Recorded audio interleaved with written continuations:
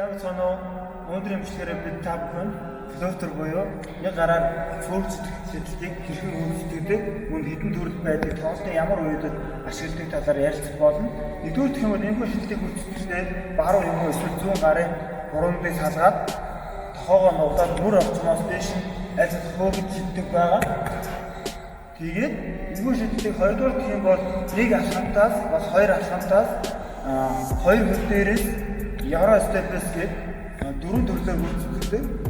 Тэгээд энэхүү шилдэг ямар үед тоглолтын аль үүсгэдэг вэ гэх юм бол эхний хамгаалагчийг буруу шийдвэр оролт хийж хатад урдаас айлын өндөр тоглож гарсан байгаад хоошоо хамгаалахаар булаагсаар хоошоо ухардаг. Тэр үед нь зогсоод нэг юм уу эсвэл хоёр хөл дээрээс флоутерийг хийх юм бол амархан оноо авах боломжтой юм аа.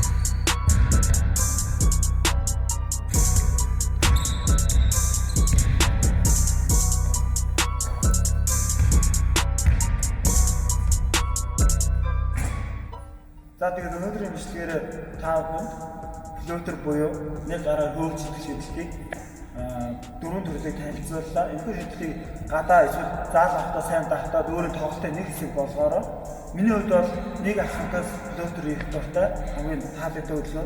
Тэгээд энэхүү шилжүүлэлт нь болохоор ер нь зөвхөн тоглолтын хүн болгоны эзэмших ёстой чухал чадруудын нэг юм. Ер нь бол урд тоглолтог байна уу, хайн тоглолтог байна уу бүгдээрээ эзэмших ёстой. Тэгээд та бүхнийг сайн давтаад эзэмшээсээ төсөж байна.